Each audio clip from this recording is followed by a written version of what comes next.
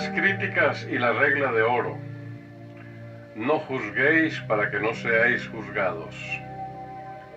El esfuerzo para ganar la salvación por medio de las obras propias induce inevitablemente a los hombres a amontonar las exigencias humanas como barrera contra el pecado. Al ver que no observan la ley, idean normas y reglamentos propios para compelerse a obedecerla. Todo esto desvía la mente desde Dios hacia el yo. El amor a Dios se extingue en el corazón. Con él desaparece también el amor hacia el prójimo.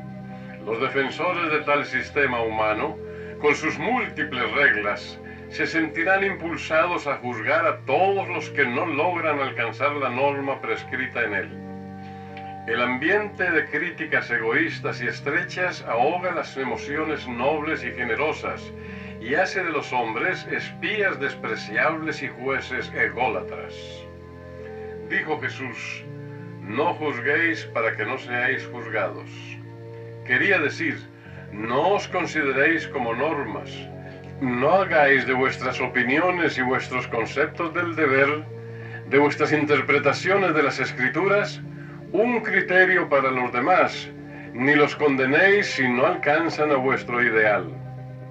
No censuréis a los demás, no hagáis suposiciones acerca de sus motivos, ni los juzguéis. No juzguéis nada antes de tiempo, hasta que venga el Señor, el cual aclarará también lo oculto de las tinieblas y manifestará las intenciones de los corazones. No podemos leer el corazón. Por ser imperfectos, no somos competentes para juzgar a otros. A causa de sus limitaciones, el hombre solo puede juzgar por las apariencias. Únicamente a Dios, quien conoce los motivos secretos de los actos y trata a cada uno con amor y compasión, le corresponde decidir el caso de cada alma. Eres inexcusable, oh hombre, quien quiera que seas tú que juzgas, pues en lo que juzgas a otro te condenas a ti mismo, porque tú que juzgas haces lo mismo.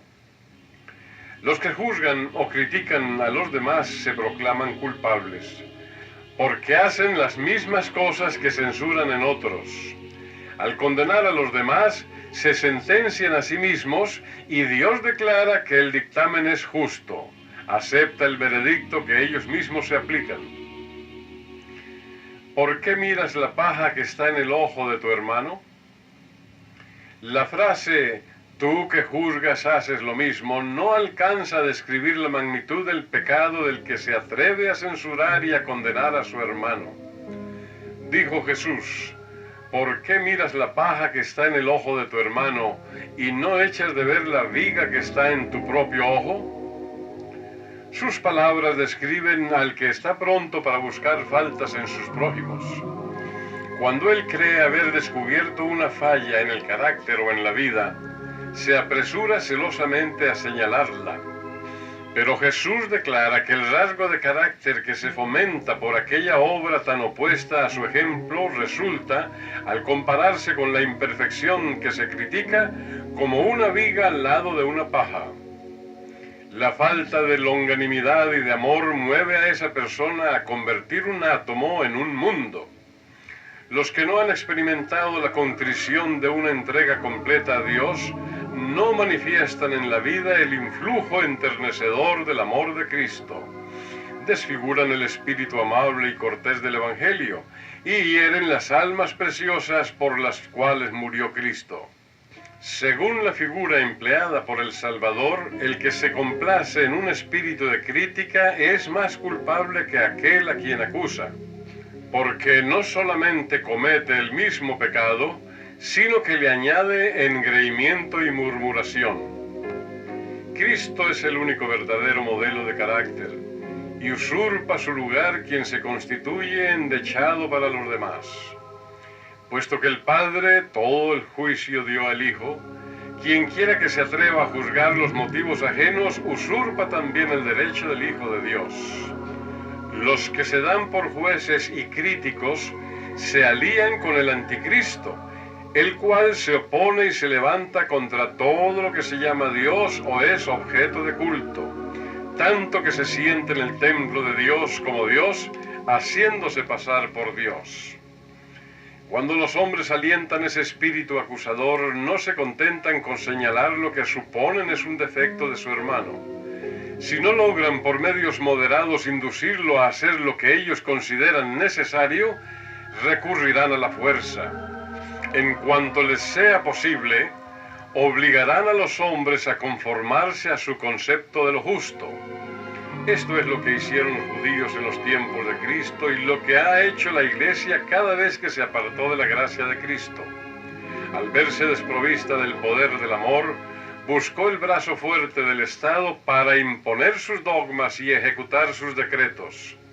En esto estriba el secreto de todas las leyes religiosas que se hayan dictado y de toda persecución desde los tiempos de Abel hasta nuestros días. Cristo no obliga a los hombres, los atrae. La única fuerza que emplea es el amor. Siempre que la Iglesia procure la ayuda del poder del mundo, es evidente que le falta el poder de Cristo y que no la constriñe el amor divino. La dificultad radica en los miembros de la Iglesia como individuos y en ellos debe realizarse la curación. Jesús ordena que antes de intentar corregir a los otros, el acusador eche la viga de su propio ojo, renuncie al espíritu de crítica, confiese su propio pecado y lo abandone. No es buen árbol el que da malos frutos, ni árbol malo el que da buen fruto. El espíritu acusador que abrigáis es fruto malo, demuestra que el árbol es malo. Es inútil que os establezcáis en vuestra propia justicia. Lo que necesitáis es un cambio de corazón. Debéis pasar por esta experiencia antes de poder corregir a otros, porque de la abundancia del corazón habla la boca. Cuando tratemos de aconsejar o amonestar a cualquier alma en cuya experiencia haya sobrevenido una crisis, nuestras palabras tendrán únicamente el peso de la influencia que nos hayan ganado nuestro propio ejemplo y espíritu. Debemos ser buenos antes que podamos obrar el bien. No podemos ejercer una influencia transformadora sobre otros hasta que nuestro propio corazón haya sido humillado, refinado y enternecido por la gracia de Cristo. Cuando se efectúe ese cambio en nosotros, nos resultará natural vivir para beneficiar a otros, así como es natural para el rosal producir sus flores fragantes o para la vid sus racimos morados. Si Cristo es en nosotros la esperanza de gloria, no nos sentiremos inclinados a observar a los demás para revelar sus errores. En vez de procurar acusarlos y condenarlos, nuestro objeto será ayudarlos, beneficiarlos y salvarlos. Al tratar con los que están en error, observaremos el mandato: considerándote a ti mismo, no sea que tú también seas tentado. Nos acordaremos de las muchas veces que erramos y de cuán difícil era hallar el camino recto después de haberlo abandonado. No empujaremos a nuestro hermano a una oscuridad más densa, sino que con el corazón lleno de compasión le mostraremos el peligro. El que mire a menudo la cruz del Calvario, acordándose de que sus pecados llevaron al Salvador allí, no tratará de determinar el grado de su culpabilidad en comparación con el de los demás. No se constituirá en juez para acusar a otros. No puede haber espíritu de crítica ni de exaltación en los que andan a la sombra de la cruz del Calvario. Mientras no nos sintamos en condiciones de sacrificar nuestro orgullo y aún de dar la vida para salvar a un hermano desviado, no habremos echado la viga de nuestro propio ojo, ni estaremos preparados para ayudar a nuestro hermano. Pero cuando lo hayamos hecho, podremos acercarnos a él y conmover su corazón. La censura y el oprobio no rescataron jamás a nadie de una posición errónea, pero ahuyentaron de Cristo a muchos y los indujeron a cerrar sus corazones para no dejarse convencer. Un espíritu bondadoso y un trato benigno y persuasivo pueden salvar a los perdidos y cubrir multitud de pecados. La revelación de Cristo en nuestro propio carácter tendrá un poder transformador sobre aquellos con quienes nos relacionamos. Permitamos que Cristo se manifieste diariamente en nosotros, y Él revelará por medio de nosotros la energía creadora de su palabra, una influencia amable, persuasiva y a la vez poderosa para restaurar en otras almas la perfección del Señor nuestro Dios. Pedid y se os dará, buscad y hallaréis, llamad y se os abrirá. Para que no haya motivo de incredulidad, incomprensión o mala interpretación de sus palabras, el Señor repite la promesa 3 veces. Anhela que los que buscan a Dios crean que Él puede hacer todas las cosas. Por tanto, agrega, porque todo aquel que pide, recibe, y el que busca, halla, y al que llama, se le abrirá. El Señor no especifica otras condiciones fuera de estas, que sintamos hambre de su misericordia, deseemos su consejo y anhelemos su amor. Pedid. El pedir demuestra que sentimos nuestra necesidad, y si pedimos con fe, recibiremos. El Señor ha comprometido su palabra, y ésta no puede faltar. Si nos presentamos sinceramente contritos, no debemos pensar que somos presuntuosos al pedir lo que el Señor ha prometido. El Señor nos asegura que cuando pedimos las bendiciones que necesitamos con el fin de perfeccionar un carácter semejante al de Cristo, solicitamos de acuerdo con una promesa que se cumplirá. El que sintamos y sepamos que somos pecadores es base suficiente para pedir su misericordia y compasión. La condición para que podamos acercarnos a Dios no es que seamos santos, sino que deseemos que Él nos limpie de nuestros pecados y nos purifique de toda iniquidad. La razón que podemos presentar ahora y siempre es nuestra gran necesidad, nuestro estado de extrema impotencia que hace de Él y de su poder redentor una necesidad. Buscad. No deseemos solamente su bendición, sino también a Él mismo. Vuelve ahora en amistad con Él y tendrás paz. Busquemos y hallaremos. Dios nos busca, y el mismo deseo que sentimos de ir a Él no es más que la atracción de su Espíritu. Cedamos a esta atracción. Cristo intercede en favor de los tentados, los errantes y aquellos a quienes falta la fe. Trata de elevarnos a su compañerismo. Si tú le buscares, lo hallarás. Llamad. Nos acercamos a Dios por invitación especial, y Él nos espera para darnos la bienvenida a su sala de audiencia. Los primeros discípulos que siguieron a Jesús no se satisfacieron con una conversación apresurada en el camino. Dijeron, Rabí, ¿dónde moras? Fueron y vieron dónde moraba y se quedaron con él aquel día. De la misma manera, también, nosotros podemos ser admitidos a la intimidad y comunión más estrecha con Dios. El que habita el abrigo del Altísimo morará bajo la sombra del Omnipotente. Llamen los que desean la bendición de Dios y esperen a la puerta de la misericordia con firme seguridad, diciendo, Tú, Señor, has dicho que cualquiera que pide, recibe, y el que busca, halla, y al que llama, se abrirá. Mirando Jesús a los que se habían reunido para escuchar sus palabras, deseó fervorosamente que la muchedumbre apreciase la misericordia y bondad de Dios. Como ilustración de su necesidad y de la voluntad de Dios para dar, les presentó el caso de un niño hambriento que pide pan a su padre carnal.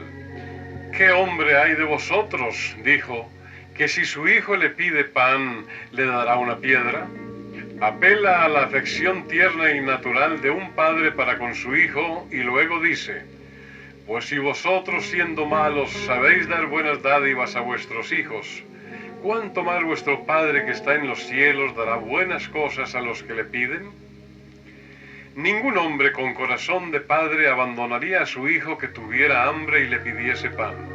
¿Lo creerían capaz de burlarse de su hijo, de atormentarlo con promesas para luego defraudar sus esperanzas? ¿Prometería darle alimento bueno y nutritivo para darle luego una piedra? ¿Nos atreveremos a deshonrar a Dios imaginando que no responderá a las súplicas de sus hijos? Si vosotros, pues, siendo humanos y malos, sabéis dar buenas dádivas a vuestros hijos, ¿cuánto más vuestro Padre Celestial dará el Espíritu Santo a los que se lo pidan? El Espíritu Santo, su representante, es la mayor de todas sus dádivas. Todas las buenas dádivas quedan abarcadas en esta. El Creador mismo no puede darnos cosa alguna que sea mejor ni mayor. Cuando suplicamos al Señor que se compadezca de nosotros en nuestras aflicciones y que nos guíe mediante el Espíritu Santo, no desoirá nuestra petición. Es posible que aún un padre se aleje de su hijo hambriento, pero Dios no podrá nunca rechazar el clamor del corazón menesteroso y anhelante. Con qué ternura maravillosa describió su amor. A los que en días de tinieblas sientan que Dios no cuida de ellos, este es el mensaje del corazón del Padre. Sión empero ha dicho: me ha abandonado Jehová y el Señor se ha olvidado de mí. ¿Se olvidará acaso la mujer de su niño mamante, de modo que no tenga compasión del hijo de sus entrañas? Aún las tales le pueden olvidar, mas no me olvidaré yo de ti. He aquí que sobre las palmas de mis manos te traigo esculpida. Toda promesa de la palabra de Dios viene a ser un motivo para orar, pues su cumplimiento nos es garantizado por la palabra empeñada por Jehová. Tenemos el privilegio de pedir por medio de Jesús cualquier bendición espiritual que necesitemos. Podemos decir al Señor exactamente lo que necesitamos, con la sencillez de un niño. Podemos exponerle nuestros asuntos temporales y suplicarle pan y ropa, así como el pan de vida y el manto de la justicia de Cristo. Nuestro Padre Celestial sabe que necesitamos todas estas cosas y nos invita a pedírselas. En el nombre de Jesús es como se recibe todo favor. Dios honrará ese nombre y suplirá nuestras necesidades con las riquezas de su liberalidad. Así que todas las cosas que queráis que los hombres hagan con vosotros, así también haced vosotros con ellos. En la seguridad del amor de Dios hacia nosotros, Jesús ordena, en un abarcante principio que incluye todas las relaciones humanas, que nos amemos unos a otros. La medida de lo que debemos a los demás es lo que estimaríamos que ellos nos deben a nosotros. En nuestro trato con otros, pongámonos en su lugar. Comprendamos sus sentimientos, sus dificultades, sus chascos, sus gozos y sus pesares. Identifiquémonos con ellos. Luego tratémoslos como quisiéramos que nos trataran a nosotros si cambiásemos de lugar con ellos. Esta es la regla de la verdadera honradez.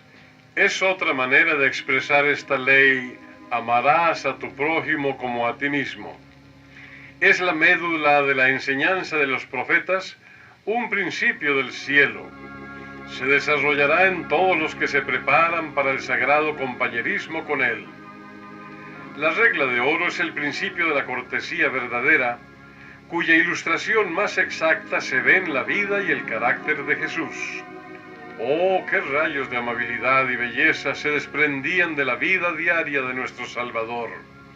¡Qué dulzura emanaba de su misma presencia! El mismo Espíritu se revelará en sus hijos. Aquellos con quienes mora Cristo serán rodeados de una atmósfera divina.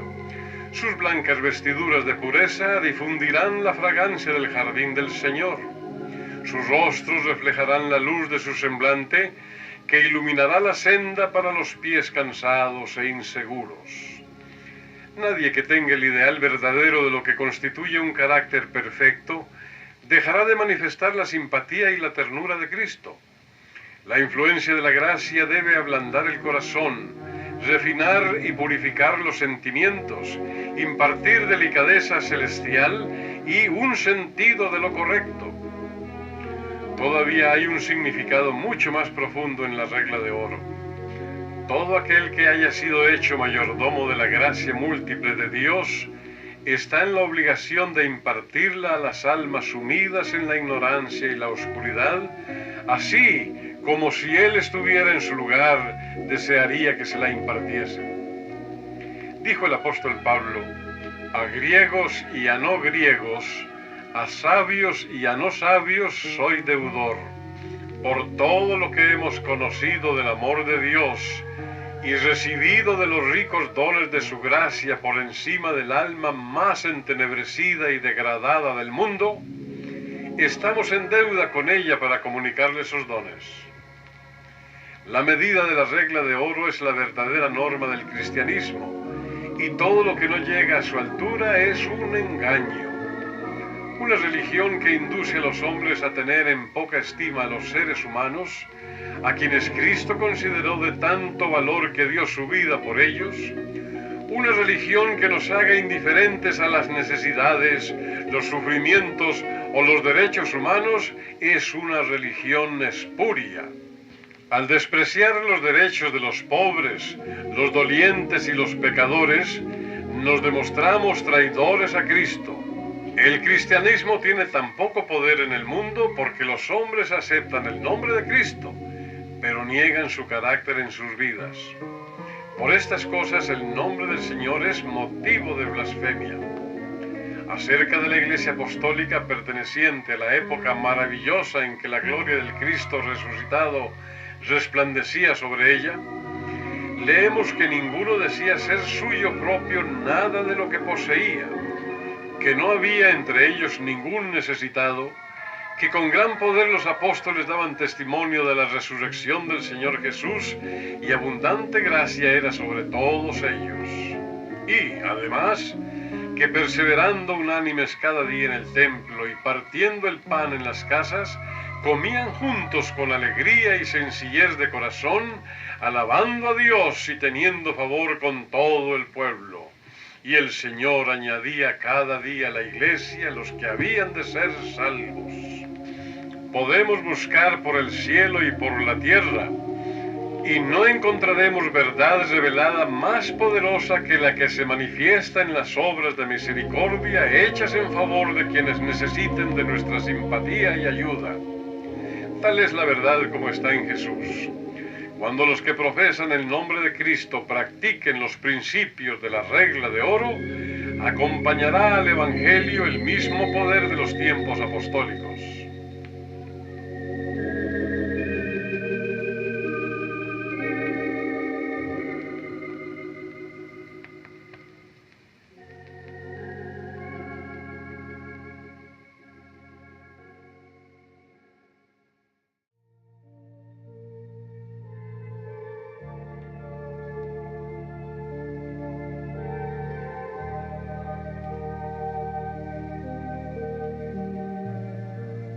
Porque estrecha es la puerta y angosto el camino que lleva a la vida.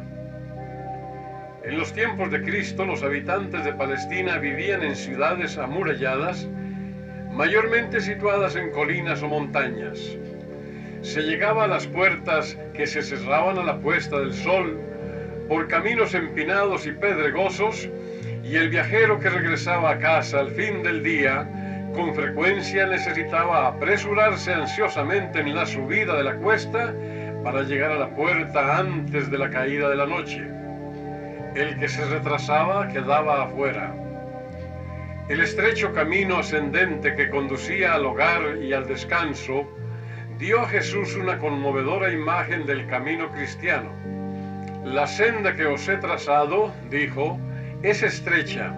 La entrada a la puerta es difícil, porque la regla de oro excluye todo orgullo y egoísmo. Hay, en verdad, un camino más ancho, pero su fin es la destrucción.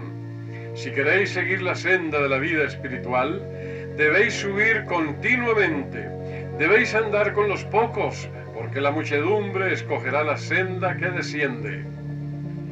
Por el camino a la muerte puede marchar todo el género humano, con toda su mundanalidad, todo su egoísmo, todo su orgullo, su falta de honradez y su envilecimiento moral.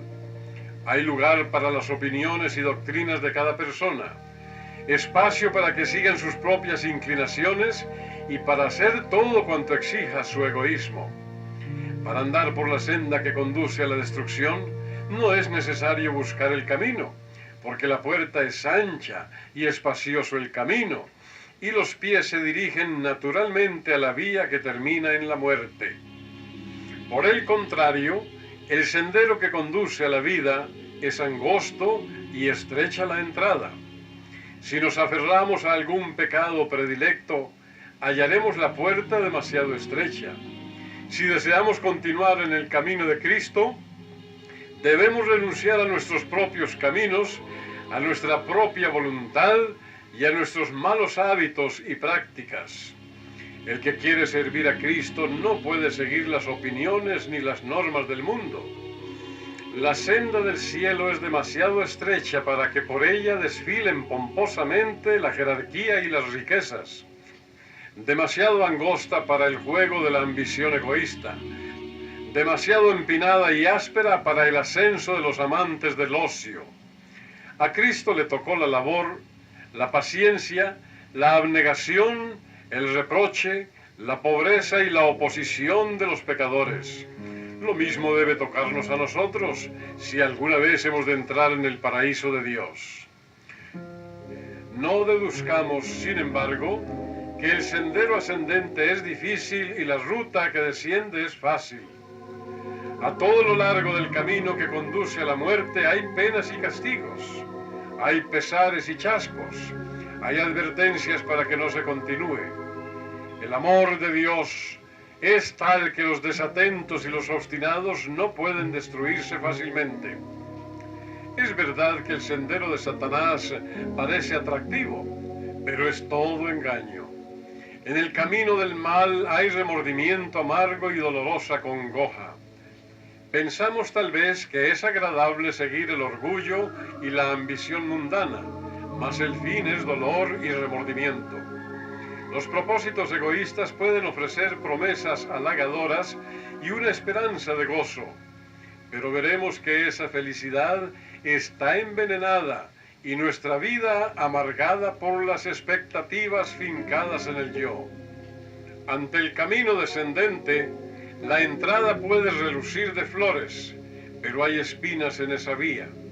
La luz de la esperanza que brilla en su entrada se esfuma en las tinieblas de la desesperación y el alma que sigue esa senda desciende hasta las sombras de una noche interminable. El camino de los transgresores es duro, pero las sendas de la sabiduría son caminos deleitosos y todas sus veredas paz. Cada acto de obediencia a Cristo, cada acto de abnegación por Él, cada prueba bien soportada, cada victoria lograda sobre la tentación es un paso adelante en la marcha hacia la gloria de la victoria final. Si aceptamos a Cristo por guía, Él nos conducirá en forma segura. El mayor de los pecadores no tiene por qué perder el camino. Ni uno solo de los que temblando lo buscan ha de verse privado de andar en luz pura y santa. Aunque la senda es tan estrecha y tan santa que no puede tolerarse pecado en ella, todos pueden alcanzarla y ninguna alma dudosa y vacilante necesita decir, Dios no se interesa en mí. Puede ser áspero el camino y la cuesta empinada. Tal vez haya trampas a la derecha y a la izquierda. Quizá tengamos que sufrir penosos trabajos en nuestro viaje.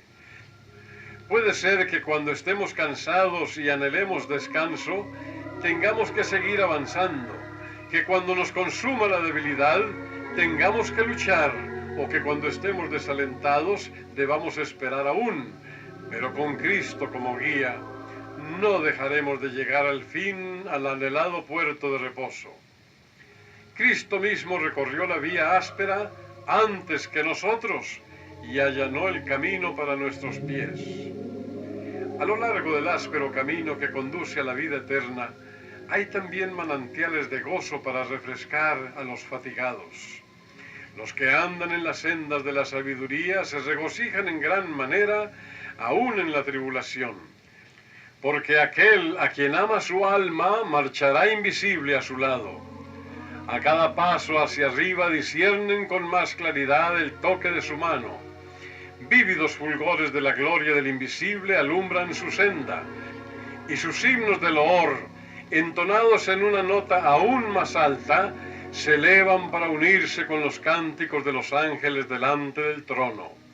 La senda de los justos es como la luz de la aurora, que va en aumento hasta que el día es perfecto. Esforzaos a entrar por la puerta angosta. El viajero atrasado en su prisa por llegar a la puerta antes de la puesta del sol, no podía desviarse para ceder a ninguna atracción en el camino. Toda su atención se concentraba en el único propósito de entrar por la puerta.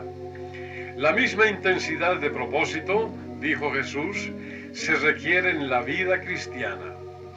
Os he abierto la gloria del carácter, que es la gloria verdadera de mi reino. Ella no os brinda ninguna promesa de dominio mundanal. A pesar de eso, es digna de vuestro deseo y esfuerzos supremos. No os llamo para luchar por la supremacía del gran imperio mundial, mas esto no significa que no hay batallas que librar ni victorias que ganar. Os invito a esforzaros y a luchar para entrar en mi reino espiritual. La vida cristiana es una lucha y una marcha, pero la victoria que hemos de ganar no se obtiene por el poder humano. El terreno del corazón es el campo de conflicto. La batalla que hemos de reñir, la mayor que hayan peleado los hombres, es la rendición del yo a la voluntad de Dios, el sometimiento del corazón a la soberanía del amor. La vieja naturaleza nacida de la sangre y de la voluntad de la carne no puede heredar el reino de Dios. Es necesario renunciar a las tendencias hereditarias, a las costumbres anteriores. El que decida entrar en el reino espiritual descubrirá que todos los poderes y las pasiones de una naturaleza sin regenerar, sostenidos por las fuerzas del reino de las tinieblas, se despliegan contra él. El egoísmo y el orgullo resistirán todo lo que revelaría su pecaminosidad. No podemos por nosotros mismos vencer los deseos y hábitos malos que luchan por el dominio. No podemos vencer al enemigo poderoso que nos retiene cautivos. Únicamente Dios puede darnos la victoria. Él desea que disfrutemos del dominio sobre nosotros mismos, sobre nuestra propia voluntad y costumbres, pero no puede obrar en nosotros sin nuestro consentimiento y cooperación. El Espíritu Divino obra por las facultades y los poderes otorgados a los hombres. Nuestras energías han de cooperar con Dios. No se gana la victoria sin mucha oración ferviente, sin humillar el yo a cada paso. Nuestra voluntad no ha de verse forzada a cooperar con los agentes divinos. Debe someterse de buen grado. Aunque fuera posible que Él nos impusiera la influencia del Espíritu de Dios con una intensidad 100 veces mayor, eso no nos haría necesariamente cristianos, personas listas para el cielo. No se destruiría el baluarte de Satanás. La voluntad debe colocarse de parte de la voluntad de Dios. Por nosotros mismos no podemos someter a la voluntad de Dios nuestros propósitos, deseos e inclinaciones. Pero si estamos dispuestos a someter nuestra voluntad a la suya, Dios cumplirá la tarea por nosotros, aún refutando argumentos y toda altivez que se levanta contra el conocimiento de Dios y llevando cautivo todo pensamiento a la obediencia de Cristo. Entonces nos ocuparemos de nuestra salvación con temor y temblor, porque Dios producirá en nosotros así el querer como el hacer por su buena voluntad. Muchos son atraídos por la belleza de Cristo y la gloria del cielo, y, sin embargo, rehuyen las únicas condiciones por las cuales pueden obtenerlas. Hay muchos en el camino ancho que no están del todo satisfechos con la senda en que andan. Anhelan escapar de la esclavitud del pecado y tratan de resistir sus costumbres pecaminosas con sus propias fuerzas. Miran el camino angosto y la puerta estrecha, pero el placer egoísta, el amor del mundo, el orgullo y la ambición profana alzan una barrera entre ellos y el Salvador. La renuncia a su propia voluntad y a cuanto escogieron como objeto de su afecto o ambición exige un sacrificio ante el cual vacilan, se estremecen y retroceden. Muchos procurarán entrar y no podrán. Desean el bien, hacen algún esfuerzo para obtenerlo, pero no lo escogen. No tienen un propósito firme de procurarlo a toda costa.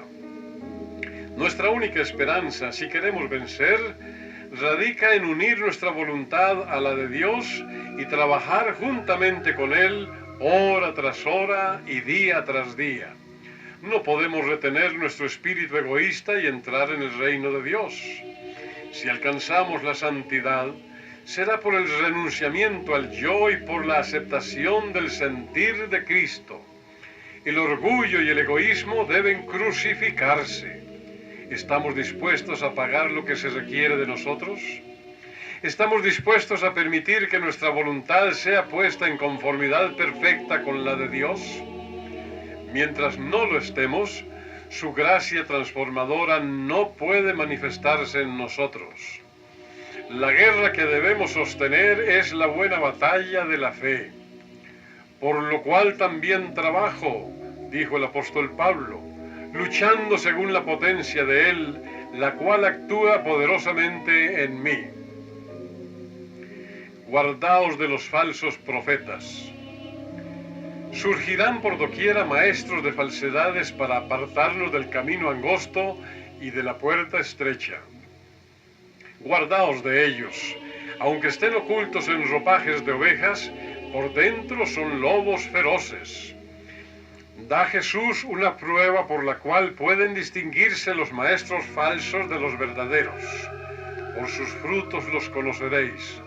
¿Acaso se recogen uvas de los espinos o higos de los abrojos? No nos dice que los probemos por sus suaves palabras ni su exaltada profesión de fe. Se los ha de juzgar por la palabra de Dios, a la ley y al testimonio. Si no dijeren conforme a esto es porque no les ha amanecido. Cesa, hijo mío, de oír las enseñanzas que te hacen divagar de las razones de sabiduría. ¿Qué mensaje traen estos maestros? ¿Nos hace venerar y temer a Dios? ¿Nos hace manifestar amor hacia Él mediante la lealtad a sus mandamientos? Si los hombres no sienten la obligación de observar la ley moral, si se burlan de los preceptos de Dios, si traspasan aún el más pequeño de sus mandamientos y así enseñan a los hombres, no tendrán ningún valor a los ojos del cielo. Podemos saber que sus pretensiones carecen de fundamento. Hacen la misma obra que se originó con el príncipe de las tinieblas, el enemigo de Dios. No todos los que profesan su nombre y llevan su insignia pertenecen a Cristo. Muchos de los que enseñaron en mi nombre, dijo Jesús, al fin serán hallados faltos. Muchos me dirán en aquel día, Señor, Señor, ¿no profetizamos en tu nombre, y en tu nombre echamos fuera demonios, y en tu nombre hicimos muchos milagros? Y entonces les declararé, nunca os conocí, apartaos de mí, hacedores de maldad. Hay personas que creen tener razón cuando están equivocadas. Proclaman que Cristo es su Señor y profesan hacer grandes cosas en su nombre, pero son obradores de iniquidad. Hacen halago con sus bocas y el corazón de ellos anda en pos de su avaricia. El que declara la palabra de Dios es para ellos como cantor de amores, hermoso de voz y que canta bien, y oirán tus palabras, pero no las pondrán por obra. De nada vale profesar simplemente ser discípulo. La fe en Cristo que salva al alma no es la que muchos enseñan. Creed, creed, dicen, y no tenéis necesidad de guardar la ley. Pero una creencia que no lleva a la obediencia es presunción. Dice el apóstol Juan, el que dice, yo le conozco y no guarda sus mandamientos, el tal es mentiroso y la verdad no está en él. Nadie abrigue la idea de que las providencias especiales o las manifestaciones sobrenaturales han de probar la autenticidad de su obra ni de las ideas que proclama. Cuando los hombres dan poca importancia a la palabra de Dios y ponen sus impresiones, sus sentimientos y sus prácticas por encima de la norma divina, podemos saber que no tienen la luz. La obediencia es la prueba del discipulado. La observancia de los mandamientos es lo que prueba la sinceridad del amor que profesamos. Cuando la doctrina que aceptamos destruye el pecado en el corazón, limpia el alma de contaminación y produce frutos de santidad, entonces podemos saber que es la verdad de Dios. Cuando en nuestra vida se manifiesta benevolencia, bondad, ternura y simpatía, cuando el gozo de realizar el bien anida en nuestro corazón, cuando ensalzamos a Cristo y no al yo, entonces podemos saber que nuestra fe es correcta. Y en esto sabemos que nosotros le conocemos si guardamos sus mandamientos. Y no cayó porque estaba fundada sobre la roca. Terminó Jesús su enseñanza en el monte con una ilustración que presenta en forma muy vívida cuán importante es practicar las palabras que había pronunciado.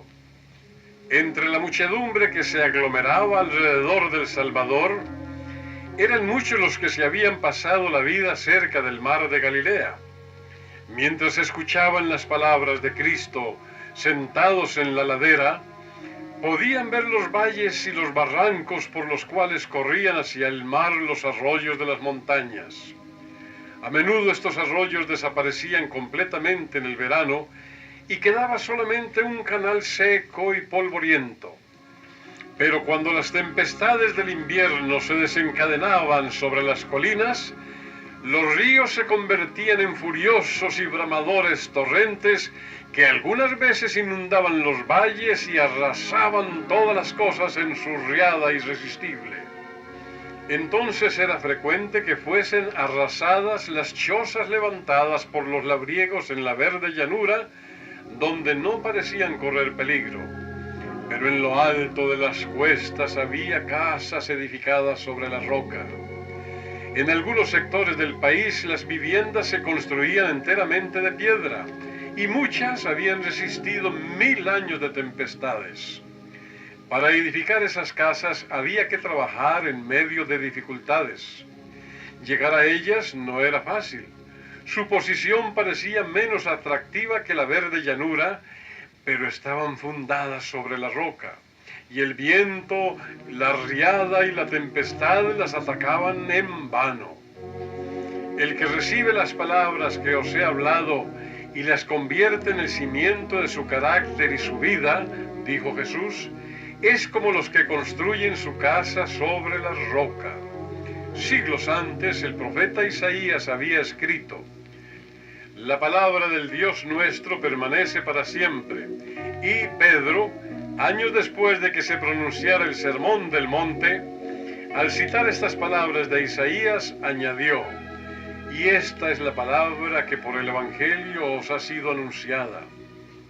La palabra de Dios es lo único permanente que nuestro mundo conoce. Es el cimiento seguro. El cielo y la tierra pasarán, dijo Jesús, pero mis palabras no pasarán. Los grandes principios de la ley, que participan de la misma naturaleza de Dios, están entretejidos en las palabras que Cristo pronunció sobre el monte. Quien quiera que edifique sobre esos principios, edifica sobre Cristo, la roca de la eternidad. Al recibir la palabra, recibimos a Cristo, y únicamente los que reciben así sus palabras edifican sobre Él. Porque nadie puede poner otro fundamento que el que está puesto, el cual es Jesucristo. No hay otro nombre bajo el cielo dado a los hombres en que podamos ser salvos. Cristo, el Verbo, revelación de Dios, y manifestación de su carácter, su ley, su amor y su vida, es el único fundamento sobre el cual podemos edificar un carácter que permanecerá. Edificamos en Cristo por la obediencia a su palabra. No es justo quien solo se complace en la justicia, sino quien la ejecuta. La santidad no es arrobamiento, es el resultado de entregarlo todo a Dios. Es hacer la voluntad de nuestro Padre Celestial. Cuando los hijos de Israel acampaban en los límites de la tierra prometida, no bastaba que tuvieran conocimiento de Canaán, ni que entonaran los himnos de Canaán. Esto solo no les daría posesión de los viñedos y olivares de la buena tierra. Tan solo podían hacer la suya en verdad ocupándola, cumpliendo las condiciones, ejerciendo una fe viva en Dios y aplicando las promesas a sí mismos mientras obedecían sus instrucciones. La religión consiste en cumplir las palabras de Cristo, no en obrar para merecer el favor de Dios, sino porque, sin merecerlo, hemos recibido la dádiva de su amor. Cristo no basa la salvación de los hombres sobre lo que profesan solamente, sino sobre la fe que se manifiesta en las obras de justicia. Se espera acción, no meramente palabras, de los seguidores de Cristo. Por medio de la acción es como se edifica el carácter, porque todos los que son guiados por el Espíritu de Dios, estos son hijos de Dios. Los hijos de Dios no son aquellos cuyos corazones conmueve el Espíritu, ni los que de vez en cuando se entregan a su poder, sino los que son guiados por el Espíritu. ¿Deseamos llegar a ser discípulos de Cristo, pero no sabemos cómo principiar? ¿Estamos en la oscuridad y no sabemos cómo hallar la luz? Sigamos la luz que poseemos. Dispongamos nuestro corazón para obedecer lo que sabemos de la palabra de Dios, en la cual reside su poder, su misma vida. A medida que recibamos la palabra con fe, ella nos dará poder para obedecer. Si prestamos atención a la luz que tenemos, recibiremos más luz. Edificaremos sobre la palabra de Dios y nuestro carácter se formará a semejanza del carácter de Cristo. Cristo, el verdadero fundamento, es una piedra viva. Su vida se imparte a todos los que son edificados sobre él. Vosotros también, como piedras vivas, sed edificados como casa espiritual. Y todo el edificio bien coordinado va creciendo para ser un templo santo en el Señor. Las piedras se unifican con el fundamento, porque en todo mora una vida común, y ninguna tempestad puede destruir ese edificio. Todo edificio construido sobre otro fundamento que no sea la palabra de Dios, caerá. Aquel que, a semejanza de los judíos del tiempo de Cristo, edifica sobre el fundamento de ideas y opiniones humanas, de formalidades y ceremonias inventadas por los hombres, o sobre cualesquiera obras que se puedan hacer independientemente de la gracia de Cristo, erige la estructura de su carácter sobre arena movediza. Las tempestades violentas de la tentación barrerán el cimiento de arena y dejarán su casa reducida a escombros sobre las orillas del tiempo. Por tanto, Jehová el Señor dice así: ajustaré el juicio a cordel y a nivel la justicia, y granizo barrerá el refugio de la mentira, y aguas arrollarán el escondrijo. Hoy todavía la misericordia invita al pecador. Vivo yo, dice Jehová el Señor, que no quiero la muerte del impío, sino que se vuelva el impío de su camino y que viva. Volveos, volveos de vuestros malos caminos. ¿Por qué moriréis? La voz que habla a los impenitentes es la voz de aquel que exclamó con el corazón lleno de angustia cuando miró la ciudad objeto de su amor: Jerusalén, Jerusalén, que matas a los profetas y apedreas a los que te son enviados. ¿Cuántas veces quise juntar a tus hijos como la gallina a sus polluelos debajo de sus alas, y no quisiste? He aquí vuestra casa os es dejada desierta. En Jerusalén vio Jesús un símbolo del mundo que había rechazado y despreciado su gracia. Lloraba, oh corazón endurecido, por ti. Aún mientras Jesús vertía lágrimas sobre el monte, Jerusalén habría podido arrepentirse y escapar a su condenación. Por corto tiempo el don de los cielos siguió aguardando su aceptación. Así también, oh corazón, Cristo te habla aún con acentos de amor. He aquí yo estoy a la puerta y llamo. Si alguno oye mi voz y abre la puerta, entraré a él y cenaré con él y él conmigo. He aquí ahora el tiempo aceptable, he aquí ahora el día de salvación.